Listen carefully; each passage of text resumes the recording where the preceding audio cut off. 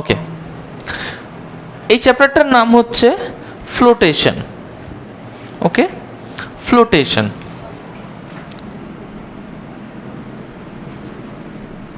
তোমরা এটা দেখে বুঝতেই পারছো যে ফ্লোটেশন তার মানে it will deal with floating of an object. আচ্ছা, ফ্লোট যদি হতে হয় তাহলে কেমন জায়গায় ফ্লোট করবে? Will it float on a fluid, will it float on a solid? কেমন জায়গায় ফ্লোট করবে?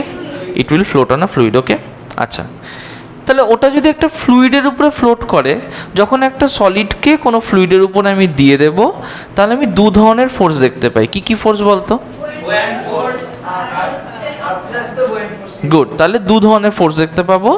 একটা হচ্ছে বয়েন্ট ফোর্স, যেটা হচ্ছে আপথ্রাস্ট, আর একটা হচ্ছে ওয়েট অফ দ্য বডি, যেটা নিচের দিকে কাজ করছে। ওকে, ভালো কথা। সো মনে কর এই হচ্ছে আমার একটা অবজেক্ট, অবভিয়াসলি তার সেন্টার অফ গ্র্যাভিটি মাঝখানে, তাহলে তার ওয়েটটা নিশ্চয়ই তার সেন্টার অফ গ্র্যাভিটি দিয়ে কাজ করবে, তাই না? যেই মাত্র আমরা একে একটা লিকুইডের মধ্যে ইনসার্ট করে দেব, so what we will observe is that the body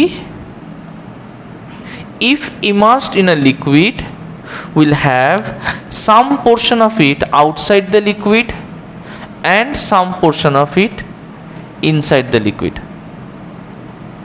তাই না? আমরা সেন্টার অফ বয়েন্সি পড়েছি।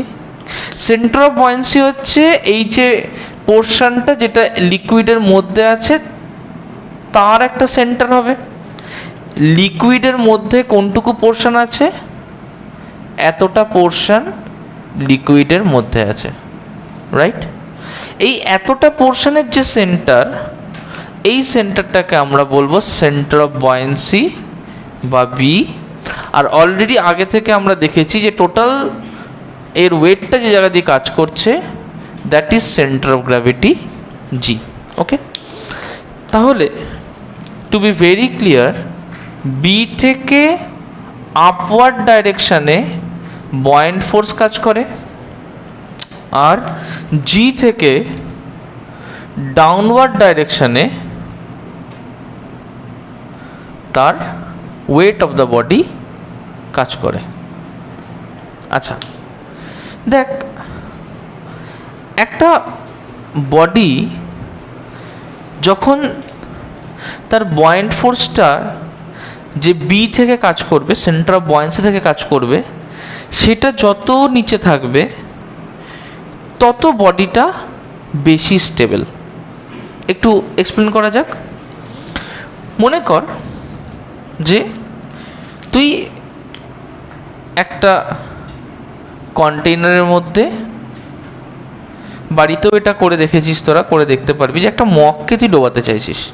তো মগটা যখন একদম হালকা, মগটা কেমন? যখন একদম হালকা, তাহলে সেই মগটার ক্ষেত্রে জাস্ট অল্প একটা পোর্শন ইমার্সড হয়েছে।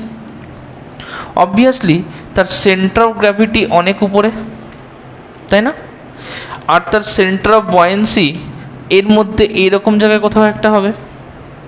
এবার কি করলাম, মগটাকে একটু জল টল দিয়ে ভারী করে দিলাম, দিয়ে এটাকে আবার একই জায়গায় আমি ইনসার্ট করলাম।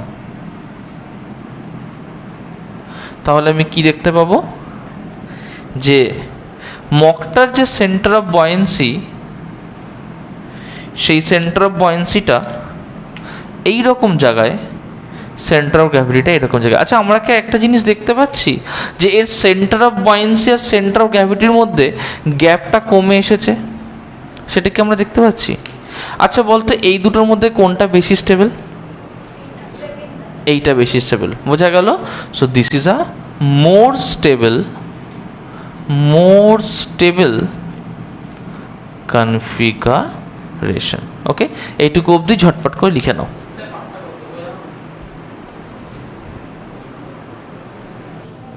আচ্ছা, তাহলে আমরা এইটা অলরেডি বুঝেছি যে একটা বডি যখন ফ্লোট করছে তখন দুটো জিনিস নিয়ে আমরা ইন্টারেস্টেড। ফার্স্ট জিনিস হচ্ছে তার ওয়েট, যেটা নিচের দিকে কাজ করছে, ডাব্লু। সেকেন্ড জিনিস হচ্ছে তার বয়েন্ট ফোর্স, এফবি, যেটা উপর দিকে কাজ করছে, তাই না? তিনটে সিচুয়েশন তোরা নিজেরাই বলতে পারবি, কারণ অলরেডি এগুলো আমরা আগে পড়ে এসেছি। মানে এইটা পড়িনি এক্স্যাক্টলি, কিন্তু এই টাইপের পড়ে এসেছি। যদি তিনটে সিচুয়েশনের কথা ইমাজিন করি, তিনটে সিচুয়েশন একটা একটা করে আমি বলবো, তোরা সেই একটা একটা করে কনক্লুশনটা শুধু আমাকে দিবি। তিনটেতে আমি লিকুইড পোর করেছি।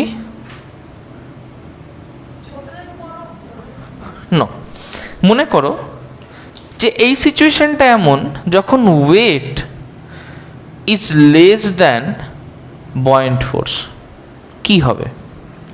Wait is less than buoyant force কি হবে?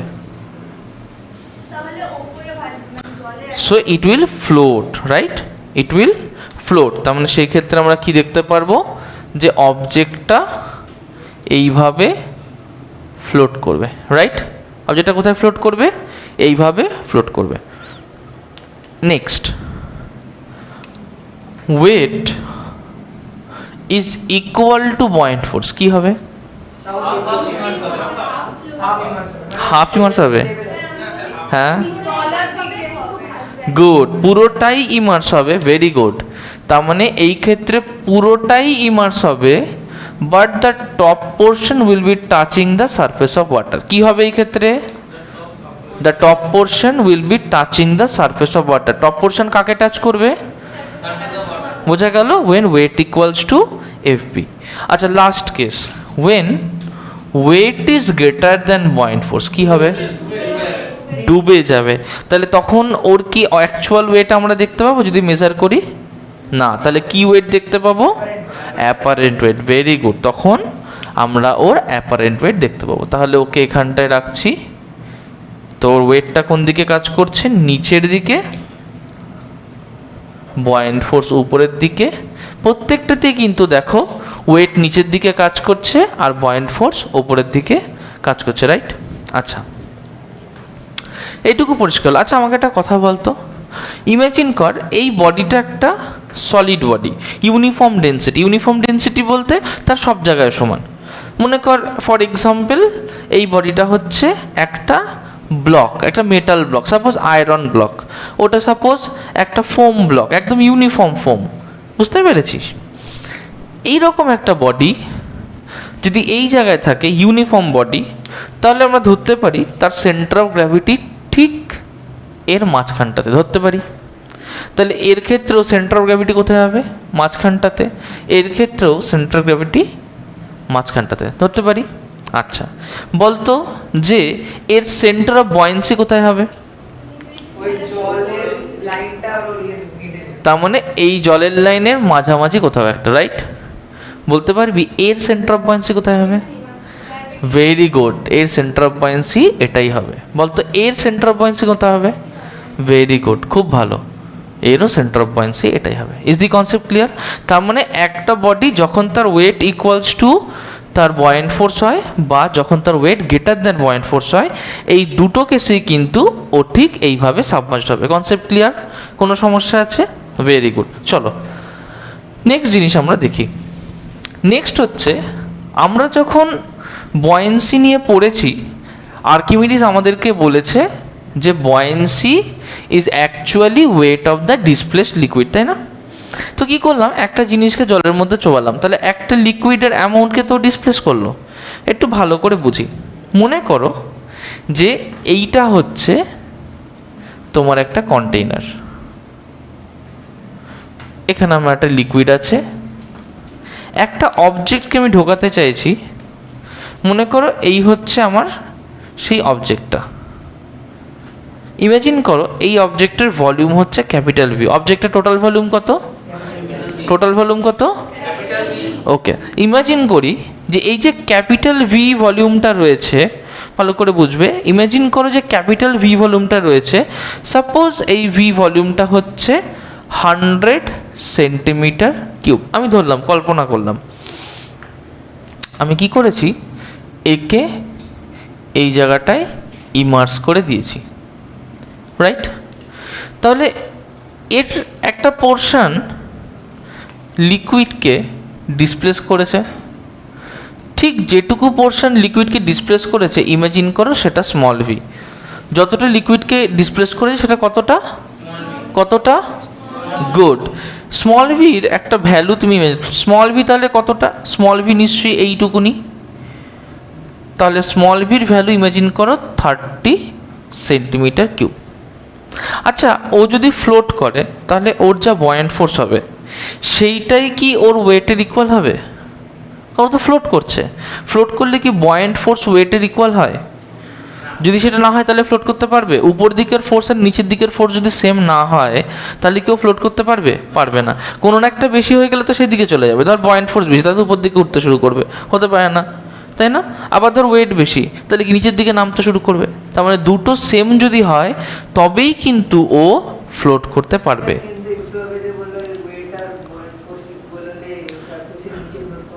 কিন্তু আমার এখানে কি ইকুয়াল হয়েছে?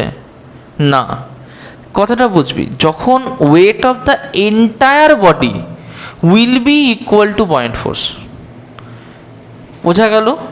Wait of the entire body, এখানেও weight of the entire body equal to buoyant force, কিন্তু এই ক্ষেত্রে কি ও পুরোপুরি সাবমার্জড হচ্ছে? মানে ওইটা তুই যে ভাবছিস আলাদা আলাদা করে ভাব, একটা বডির টোটাল ওয়েট, একটা বডির পয়েন্ট ফোর্স। এখানটায় কি হচ্ছে, বডির যে টোটাল ওয়েট সেটা কিন্তু যদি ওকে পুরোপুরি ইমার্স করে দিই তাহলে তার বয়েন্ট ফোর্সের থেকে কম হবে। এইভাবে ভাব ব্যাপারটা, মানে weight less than buoyant force মানে কিন্তু এই সিচুয়েশান না, এই সময় তো ফ্লোট করে যাচ্ছে। আমি যদি বয়েন্ট ফোর্স ভাবি টোটাল বডিটাকে ইমার্স করে দিয়ে, তাহলে এর ক্ষেত্রে বয়েন্ট ফোর্স বেশি হবে না, কারণ এ তো অল্প ইমার্শনেই ফ্লোট করছে। কনসেপ্ট ক্লিয়ার হলো? তার মানে একটা বডি যখন ফ্লোট করে তাহলে তার ওয়েট তার বয়েন্ট ফোর্সের সাথে ইকুয়াল হয়, এইটুকু পরিষ্কার হয়েছে?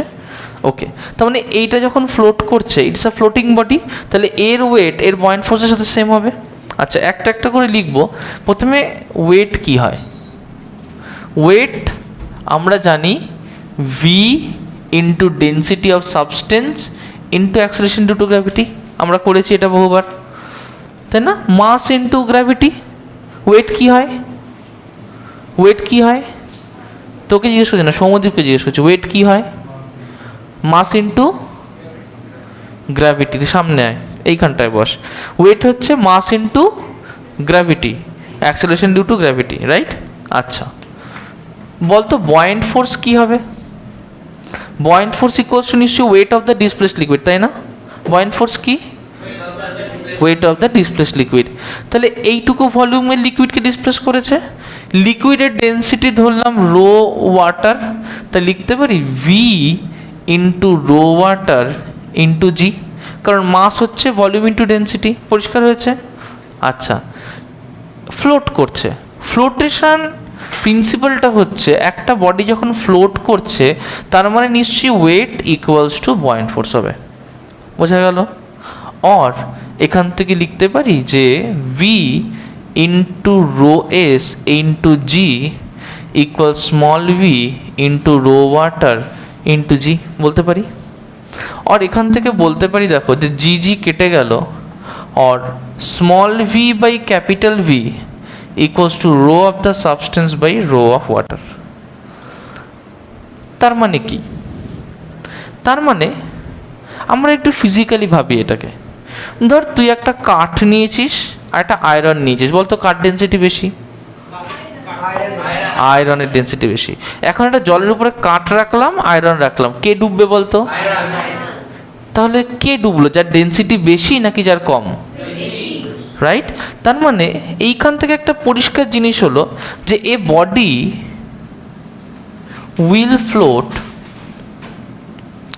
If its density is less than or equal to the density of the liquid। concept clear হয়েছে? a body will float if its density is less than or equal to the density of the liquid। একদম পরিষ্কার? কোনো doubt আছে? Good. তাহলে ডেন্সিটির principal আমরা জেনে গেলাম, আর এই ফ্লোটেশনের প্রিন্সিপালটা জেনে গেলাম, আর এই জিনিসটা কিন্তু মার্ক করে রাখতে হবে, this part is very important. Okay, আচ্ছা, হ্যাঁ, ওকে। নেক্সট জিনিস হচ্ছে আমরা জানবো some applications of the principle of flotation. হ্যাঁ, some applications of the principle of flotation. দেখো, আচ্ছা আমাকে একটা কথা বলতো, সাপোজ আমার কাছে একটা লোহার পেরেক আছে, তো আমি যখন লোহার পেরেকটাকে জলের উপরে দিই, দেখি লোহার পেরেকটা ডুবে গেল। অবভিয়াসলি লোহার ডেন্সিটি তো জলের ডেন্সিটি থেকে বেশি, ডুবে যাবে। কিন্তু বিরাট বড় বড় জাহাজ, ক্রুজ শিপগুলো তো প্রচুর লোহা দিয়ে তৈরি, ও লোহা ছাড়া তো ক্রুজ শিপ বানানো যাবে না, কাঠ দিয়ে তো হবে না, তাহলে সেগুলো ডুবছে না কেন? হলো, গুড। দেখেছিস এই চ্যাপ্টারটা আমরা অলরেডি মনে হচ্ছে না আগে করেছি। ওকে, চলো একটা শিপের এক্সাম্পল দেখি। মনে করো যে এইটা হচ্ছে আমার একটা আয়রন নেইল, মনে করো এইটা হচ্ছে আমার একটা শিপ, রাইট? তা আমি কি দেখতে পাচ্ছি যে যদি আয়রন নেইলটাকে ওয়াটারের মধ্যে ইমার্স করি, তাহলে নিশ্চয়ই এতটা অ্যামাউন্টের ওয়াটারকে ডিসপ্লেস করবে, রাইট? যদি শিপটাকে আমরা জলের তলায় নিয়ে যাই, শিপটা নিশ্চয়ই এতটা অ্যামাউন্টের ওয়াটারকে ডিসপ্লেস করবে। যদি শিপটা জলের তলায় থাকতো পুরোটা, তাই হতো না? কিন্তু শিপের ক্ষেত্রে কি হয়, শিপের ক্ষেত্রে এই ভেতরের পোর্শনে পুরো এয়ার দিয়ে ফিল থাকে। কি দিয়ে ফিল থাকে? শুনতে পাইনি, কি শুনতে পাইনি? ওকে, আচ্ছা এয়ারের ডেন্সিটি তো অনেক কম, 0.01 এরকম টাইপের, এতটাই কম। তাহলে যখন এয়ারের ডেন্সিটি এত কম, তাহলে যদি লোহাও থাকে, তার যে টোটাল অ্যাভারেজ ডেন্সিটি হবে সেটা জলের থেকে কম হয়ে যায়। বোঝা গেল? তার মানে average density of ship is less than water. আচ্ছা একই কারণে আমরা যদি একটা ব্লেডকে এইভাবে ছেড়ে দিই, তাহলে ব্লেডটা ডুবে যায়। কিন্তু যদি আমরা একটা বাটিকে রাখি, যে বাটিটা অনেক বেশি লোহা দিয়ে তৈরি, বাটিটা কি করে? ফ্লোট করে, তাই না? কনসেপ্ট ক্লিয়ার হয়েছে? গুড। আচ্ছা, হ্যাঁ,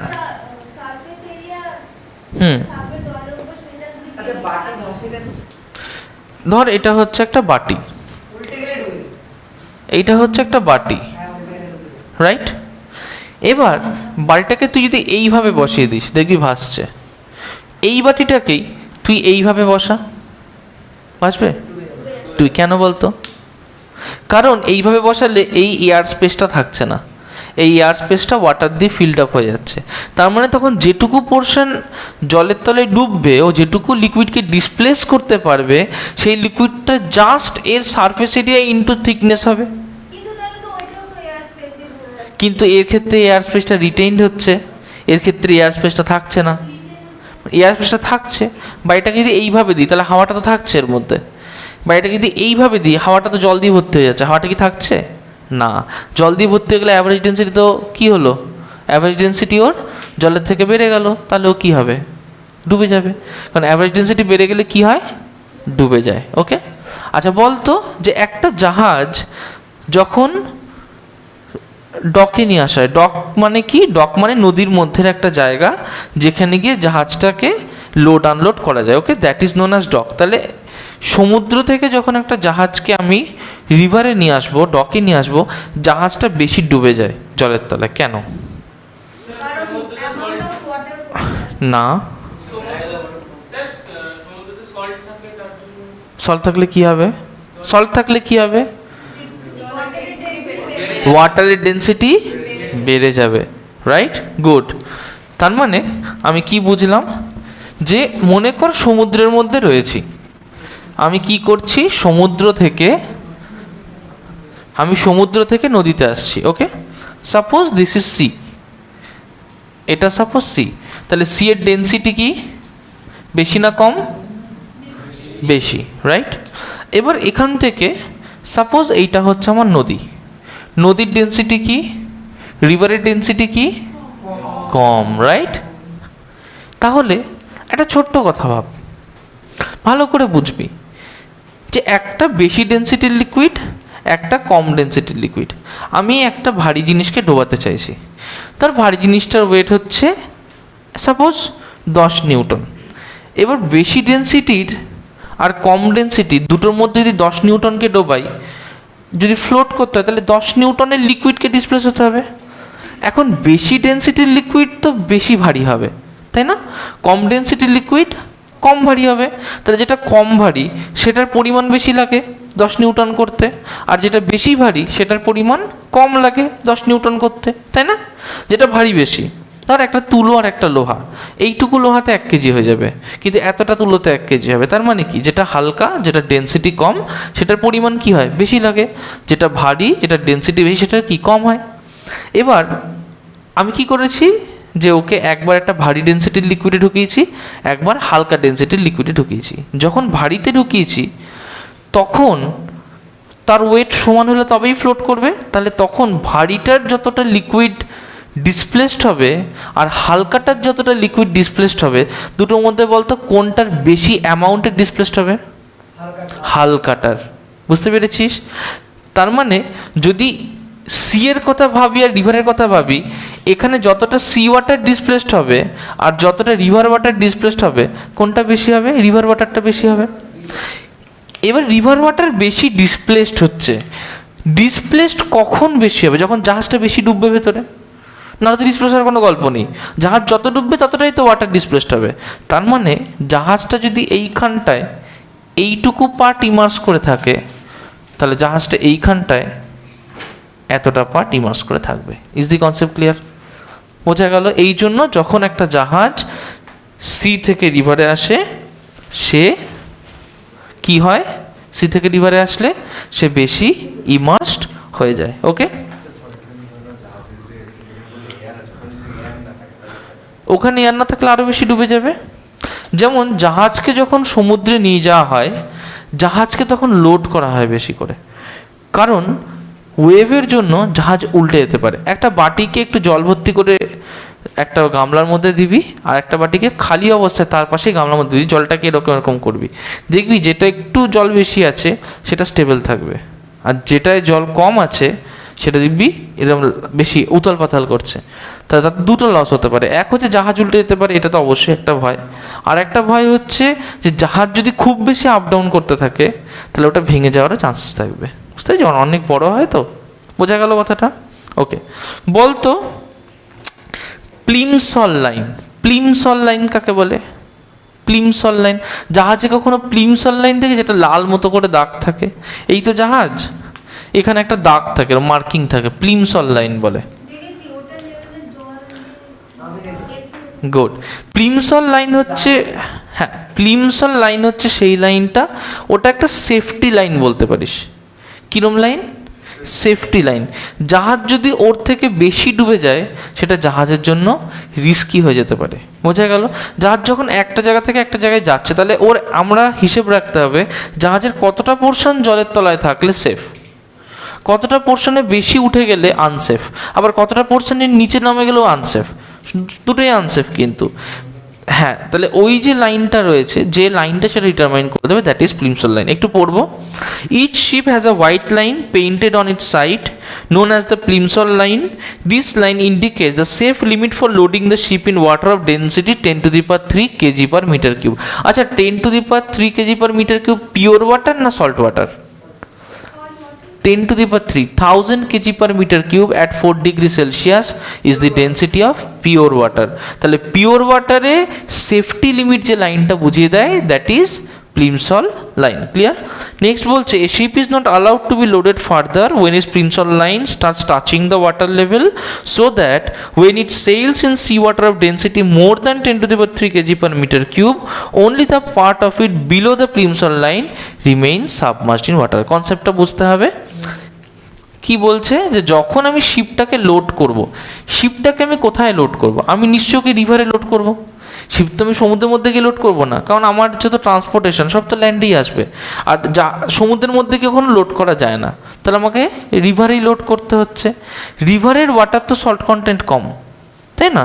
তাহলে যে ওয়াটারে সল্ট কন্টেন্ট কম, তাহলে সেই ওয়াটারে তো জাহাজটা বেশি নিচে অবধি ডুবে থাকবে। তাহলে আমি যদি ওকে রিভারে লোড করি তাহলে রিভারে ও বেশি নিচে অবধি থাকবে। এবার মনে কর যে সাপোজ এইটা হচ্ছে আমার Plimsoll line, this is my Plimsoll line, Plimsoll বানানটা দেখে নিই এক সেকেন্ড, হ্যাঁ this is my Plimsoll line, okay. এবার সাপোজ আমি এই লাইন হিসেবে এটাকে লোড করেছি, ওকে। তাহলে রিভারে এর উপরে গেলে আমি বুঝবো সেটা আনসেফ। এখান থেকে কি করলাম, ওকে সমুদ্রে নিয়ে গেলাম। এবার সমুদ্রের ওয়াটারটা তো বেশি ডেন্সি, তাহলে যদি ওয়াটারটার ডেন্সিটি বেশি হয় তাহলে নিশ্চয়ই কম পার্ট সাবমার্জ থাকবে। তাহলে এইটাকেই যদি আমি অ্যাজ ইট ইজ আঁকি তাহলে এর নিশ্চয়ই একটা কম পার্ট সাবমার্জ থাকবে। তাতে দেখতে পাবো যে প্লিমসল লাইনটার নিচেই সবসময় জলটা থাকবে এই লোডেড শিপটার জন্য। Is the concept clear? পরিষ্কার হয়েছে? ওকে, নেক্সট হচ্ছে ফ্লোটেশন অফ হিউম্যান বডি। আচ্ছা, আমরা যদি কেউ কে সাঁতার জানিস এখানে? ওকে, গুড। সাঁতার কখনো আমরা এরমভাবে কাটতে পারি না? কেন পারি না? কেন পারি না? কেন হাওয়া বার করে দিলে সাঁতার কাটতে পারি না? ভেতরে হাওয়া গেলে কি হয়? কেন কেন এক না আরো কেউ বেটার ওয়েতে? আচ্ছা, আমাদের বডির ডেন্সিটি কি ওয়াটারের থেকে বেশি না কম? বেশি, কারণ আমরা তাই জলে আমাদেরকে ফেলে দিলে আমরা ডুবে যাব, বোঝা গেল? এবার সেই ডোবা বাচ্চাটা বাঁচবে কি করে? নিশ্চয়ই তার অ্যাভারেজ ডেন্সিটিকে কম করতে হবে। ওর সময় তো অ্যাভারেজ ডেন্সিটি কী করে কম হবে?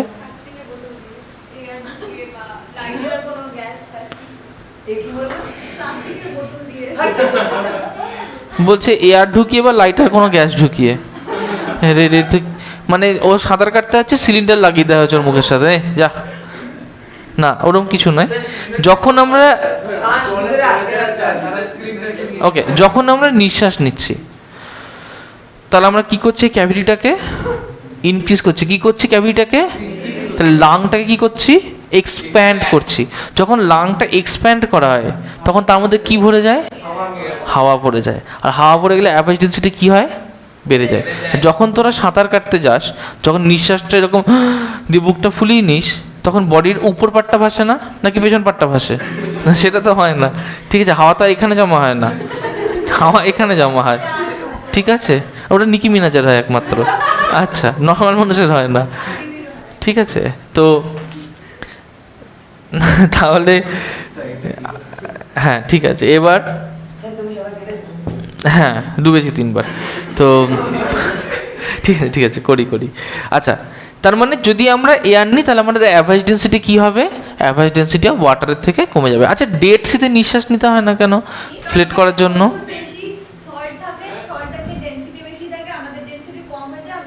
গুড, তার মানে ডেড সিতে যেহেতু সল্টের অ্যামাউন্ট সব থেকে বেশি, তাই ডেড সির ডেন্সিটিও সব থেকে বেশি। তাই আমাদের অ্যাভারেজ যা নর্মাল বডির ডেন্সিটি, যেটা নর্মাল ফ্রেশ ওয়াটারের ডেন্সিটির ইকুয়াল, তাহলে ডেড সির রেসপেক্টে ওইটা অনেক কম হবে না। তাহলে হেঁটে বেড়াতে পারবি, তুই জিসাস নয়। একমাত্র জিসাসই ছিল যে জলের উপর দিয়ে হেঁটে বেড়াতো, তুই তো জিসাস নয়, তুই হাঁটতে পারবি না। আচ্ছা, ওকে, চলো তাহলে এটা বুঝলাম যে যখন আমরা কোনো লিকুইডের উপরে থাকবো যার ডেন্সিটি আমাদের থেকে বেশি হবে, সেই ক্ষেত্রে আমাদেরকে কোনো এক্সট্রা নিঃশ্বাস নিয়ে ভাসার কোনো দরকার নেই। যখন আমরা এমন কোনো লিকুইডে থাকবো যার ডেন্সিটি কম হবে, সেই ক্ষেত্রে আমাকে এক্সট্রা এয়ার নিয়ে ভাসতে হবে। আচ্ছা বলতো, আমি এই মোটা মানুষটা, আমার ফ্লোট করা ইজিয়ার নাকি এই পাতলা মানুষটার ফ্লোট করা ইজিয়ার? মোটাটা। কেন বলতো আমার ফ্লোট করা ইজিয়ার? কেন না? Lung capacity same. হ্যাঁ, লজিক্যাল বলতে হবে। অবশ্যই, সে তো সবাই জানে, নাহলে ফ্লোট করবো কেন পেটার? কিন্তু কেন না? সারফেস এরিয়ার সাথে লিঙ্ক করছে না, অ্যাভারেজ ডেন্সিটির সাথে লিঙ্ক, সারফেস এরিয়ার উপর লিঙ্ক করছে না। না, আর কেউ? হ্যাঁ, লাং ক্যাপাসিটি সেম, আমারও যা ক্যাপাসিটি ওরও তাই। আমি আর সুপ্রদীপ বলিনি, আমি আর সোমেন বলেছি, ঠিক আছে? ও তো জাম্বুবান, আমার কথা বাদ দে। হ্যাঁ, আর কেউ? আমার মাস বেশি হলে তো আমার ওয়েটও বেশি হওয়া উচিত, তা তো আমার ডুবে যাওয়ার কথা। মাসের কি উপরে ডিপেন্ড করছে না, অবশ্যই পয়েন্ট ফোর্স বেশি কাজ করবে বলেই আমি কম ডুববো, ওর থেকে বেটার ফ্লোট করতে পারবো। কিন্তু কেন? হ্যাঁ বল দাদা, বল বল। তুই বলছিলিস কিছু? না বলছিলিস কিছু? এনিওয়ান ট্রাই কর, ভাস্বতী ট্রাই কর। আচ্ছা, আমার যখন ওয়েটটা বেশি হচ্ছে তখন কি আমার মাসেল বেশি না ফ্যাট বেশি? আচ্ছা, আমি যদি, ঠিক আছে, আমি যদি কখনো খাসির মাংস খেয়ে থাকি, তাহলে আমি খাসির মাংসের উপরে মাংস ভাজতে দেখি না চর্বি? চর্বিটা ভাজতে দেখি। আমার এখানে কি আছে? তাহলে আমার অ্যাভারেজ ডেন্সিটি কি হলো? তাহলে ধর টাইটানিক ডুব যে আমাকে ছুঁড়ে ফেলে দেওয়া হলো, ঠিক আছে, হ্যাঁ হ্যাঁ, বোঝা গেল? তাহলে it will be better for me to survive than you in water. তারপরে শার্ক এসে খেয়ে নেবে সেটা আলাদা ব্যাপার, কারণ ওরা বেটার টেস্টি খাবার পছন্দ করে। কিন্তু ওটা বাদে বাকিরা আমরা যদি অড ওয়ানগুলো বাদ দিয়ে দিই,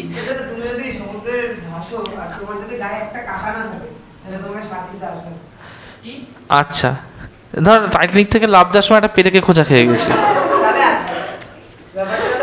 তখন আমি তোকে জাপটে ধরে থাকবো। আচ্ছা চল নেক্সট বলতো, ফ্লোটেশন অফ সাবমেরিন। কেউ বলতে পারবি?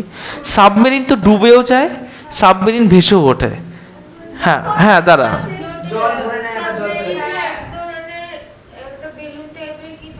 গুড।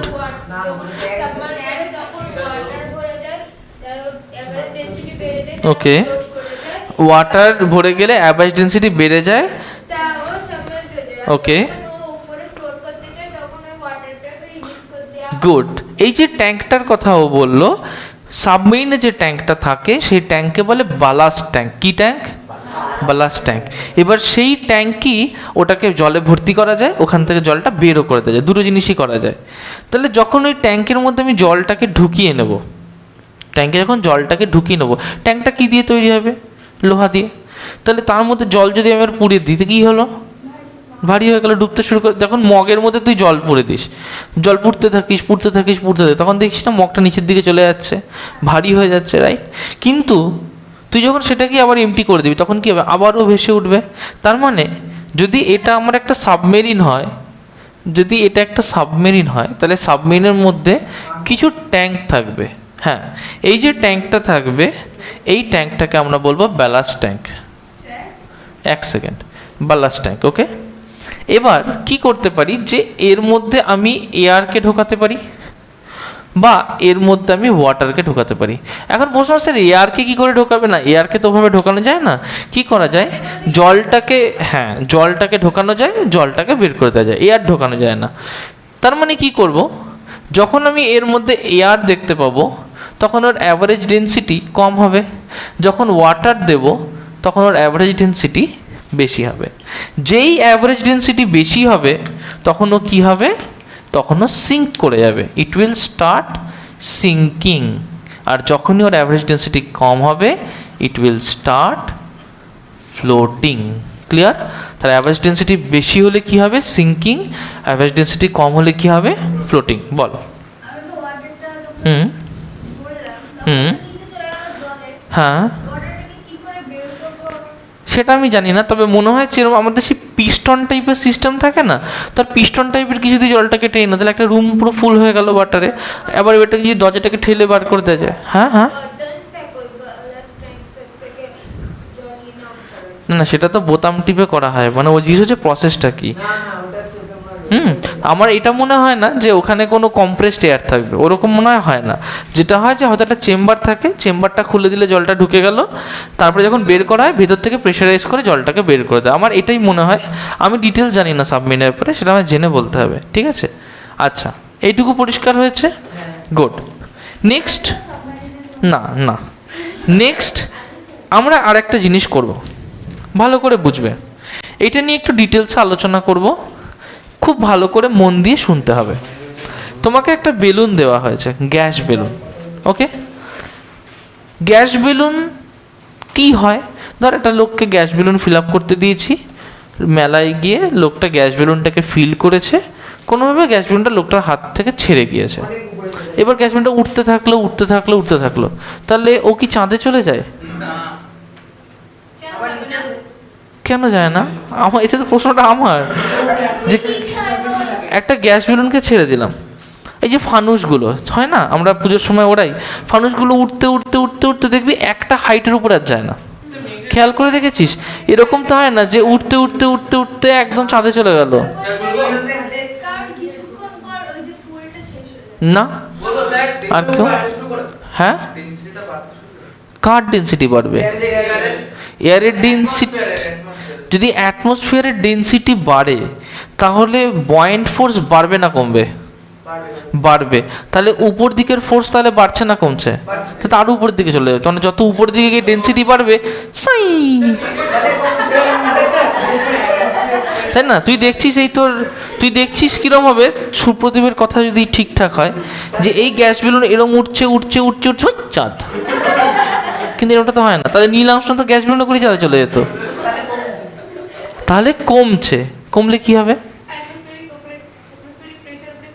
প্রেশারের কোনো গল্প নেই। কিসের গল্প এখানে? আমাদের ডেন্সিটির গল্প। তাহলে যদি ডেন্সিটি কমে তাহলে বয়েন্ট ফোর্স কি হবে? ডেন্সিটি কমলে বয়েন্ট ফোর্স কমে, কারণ ডিসপ্লেসড যে এয়ারটা তার ওয়েট কি হচ্ছে? কমছে, রাইট?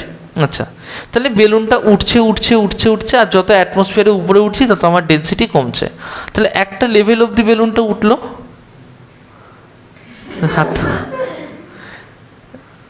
একটা লেভেল অবধি ডেন্সিটি কমছে, একটা লেভেল অবধি বেলুনটা উঠলো, ওঠার পরে কি হলো? এখানে বেলুনটা ফিক্স হয়ে যাবে। তার কারণ বেলুনের যে ডেন্সিটি, ওটাও তো লাইট, কিন্তু ওর যে ডেন্সিটি এতটা উপরে ওঠার পর এয়ারের ডেন্সিটিও তার সেম হয়ে গেছে। বোঝা গেল কথাটা? আবার আমরা দেখি যে পরের দিন সকালবেলায় বেলুনগুলো নেমে আসছে নিচের দিকে, দেখি না? বাড়িতে কারোর গ্যাস বেলুন যদি রাতে ছাদের বেলায় গিয়ে আটকে থাকে, সকালবেলায় দেখবি ধীরে ধীরে নেমে আসে, কেন রে? আচ্ছা, তোদের বাড়ি কি গার্বেজ এরকম কিছু আছে? হ্যাঁ, একটা একটা করে আমি জিজ্ঞেস করেছি। তাহলে যে বেলুনটা উঠে গেছে সেই বেলুনটা সকালবেলা দেখি পড়ে যাচ্ছে নিচের দিকে, কেন? ভেতরে গ্যাস থাকে না, গুড। আচ্ছা, ভেতরে গ্যাস না থাকলে কি হবে? ভেতরে গ্যাস না থাকলে কি হবে? কি করে?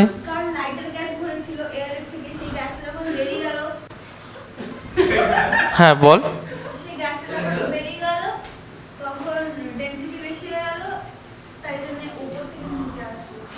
ওকে, তাই এর জন্য উপর থেকে নিচে, কারণ ডেন্সিটি বেড়ে যাচ্ছে। Is that clear? Concept clear হয়েছে? পরিষ্কার? ওকে, এই জিনিসটাকে দেখো, তুই কথা কম বল। এই জিনিসটাকে দেখো, দেখ। হ্যাঁ, মনে কর এইটা হচ্ছে আমার সারফেস অফ দ্য আর্থ, এইটা হচ্ছে সারফেস অফ দ্য আর্থ। আমি কয়েকটা লেয়ারকে আঁকলাম। সাপোজ এইটা একটা লেয়ার, এইটা একটা লেয়ার, এইটা একটা লেয়ার, কতগুলো লেয়ারকে আঁকলাম। লেয়ারগুলোকে মার্কিং করলাম, দিস ইজ লেয়ার 1 2 3। বলতো কোন লেয়ারটা বেশি dense?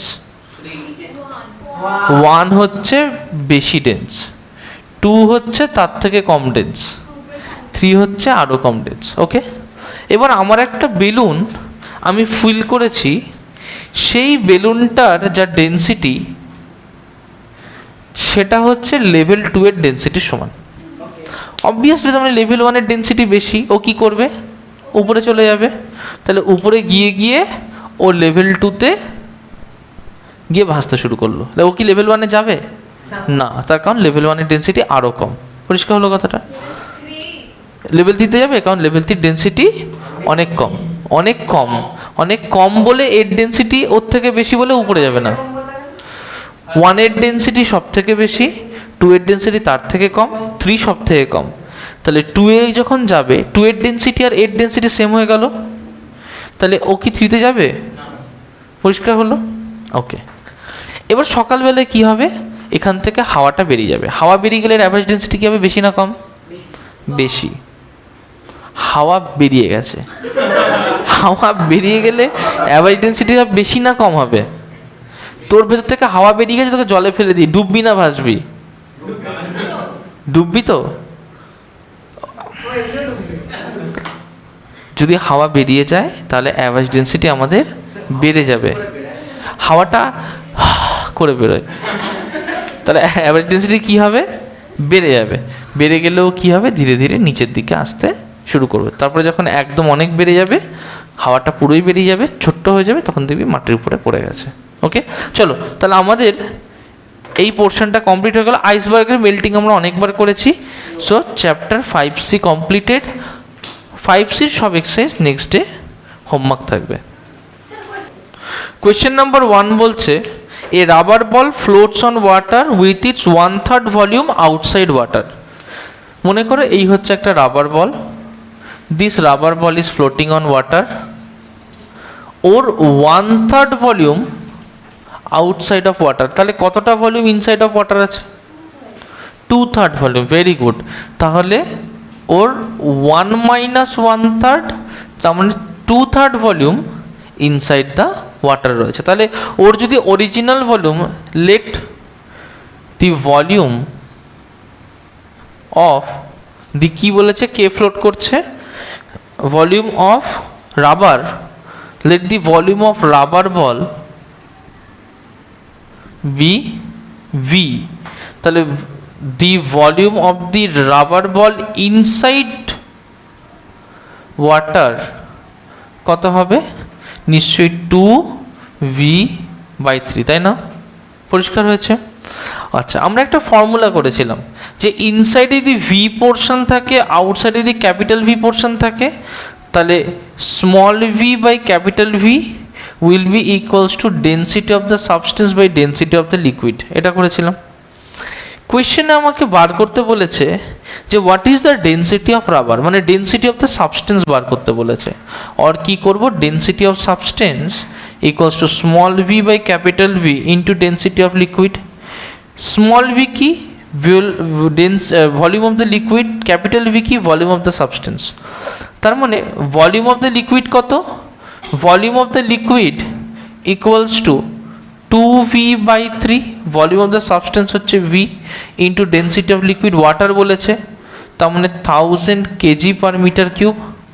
So that will be 2/3 into 1000 kg/m³, that will be 0.667. So this will be 667 kg/m³। Answer কি আছে, 667 kg/m³। Is that clear? Actually এটা 6666666 হতে থাকে পরপর, কিন্তু আমাদের একটা লিমিটের পর ড্র করতে হয়, তাই 667 kg/m³। Approx value 667 kg/m³। কারণ তুই ফ্লোটিং পার্টটা নিয়ে করেছিস, কিন্তু আমার তো ফ্লোটিং পার্টের ভলিউম নিয়ে এই রিলেশনটা হবে না, এটা তো ইমার্স পার্টের ভলিউম নিয়ে করতে হবে। আর কারণ ইমার্স পার্টের যেটুকু ভলিউম সেটাই তো ডিসপ্লেসড লিকুইডের ভলিউম। বোঝা গেল কথাটা? একটা জিনিসকে তুই ভেতরে ডুবিয়েছিস, তাহলে একটা পার্ট তো ইমার্সড হয়েছে, এক্স ধরেছিস, ইমার্সড বলেছে কি সেটা ভালো করে পড়। আউটসাইড দ্য লিকুইড, তাই না? তাহলে ইমার্স পার্ট কি, 2/3।